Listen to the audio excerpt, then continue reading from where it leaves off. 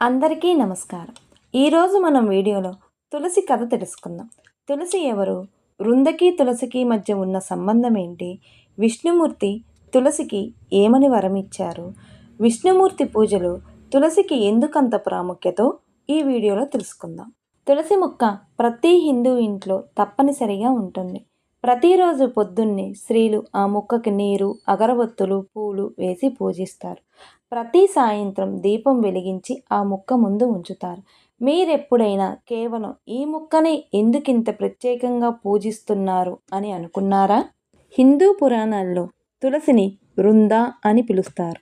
ఈమె కాలనేమి అనే రాక్షసుడి అందాల కూతురు యువరాణి.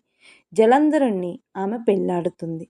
జలంధరుడు శివుడి మూడో కన్నులో నుంచి పుట్టిన అగ్నిలో నుంచి పుట్టడం వల్ల జలంధరుడికి అపారమైన శక్తి ఉంది. జలంధరుడు ఎంతో భక్తురాలైన వృందను ప్రేమిస్తాడు. వృంద మహావిష్ణువు పరమ భక్తురాలు. జలంధరుడు ఏమో అందరూ దేవుళ్ళని ఆశ్రయించుకునేవాడు. కానీ విధి వల్ల వీళ్ళిద్దరూ పెళ్లాడతారు. పరమశివుడు కూడా జలంధరుణ్ణి ఓడించలేకపోతాడు.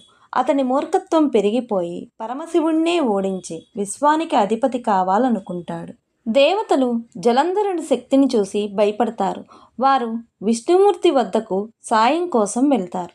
విష్ణుమూర్తి వృంద తన భక్తురాలు కావటంతో ఆమెకు జరగబోయే అన్యాయం వల్ల సందిగ్ధంలో పడతాడు. కానీ జలంధరుడి వల్ల కలిగే నష్టం వల్ల విష్ణుమూర్తి ఒక మాయ చేయాలని నిర్ణయించుకుంటాడు. జలంధర్ పరమశివుడితో యుద్ధంలో ఉండగా విష్ణువు వృంద వద్దకు జలంధర్ రూపంలో వస్తాడు.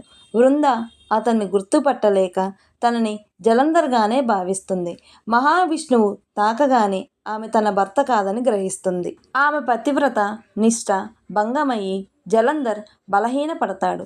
తన తప్పు తెలుసుకొని వృంద మహావిష్ణువుని నిజరూపాన్ని కోరుతుంది. ఆమె తనను పూజించే దేవుడే తనని మాయ చేశాడని తెలిసి బాధపడుతుంది. మహావిష్ణువు మాయారూపం తెలుసుకొని తన పవిత్రతపై జరిగిన మోసానికి వృంద మహావిష్ణువుని రాయిని కమ్మని శపిస్తుంది. విష్ణువు ఆమె శాపాన్ని అంగీకరిస్తాడు. గండకా నది తీరం వద్ద సాలగ్రామం శిలగా మారిపోతాడు. దీని తర్వాత జలంధర్ పరమశివుని చేతిలో హతమవుతాడు.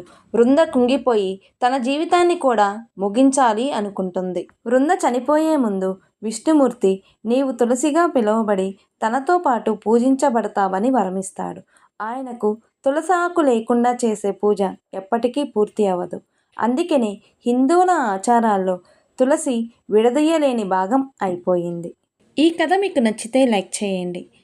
ఇంకొన్ని కథల గురించి తెలుసుకోవాలంటే ఛానల్ని సబ్స్క్రైబ్ చేయండి.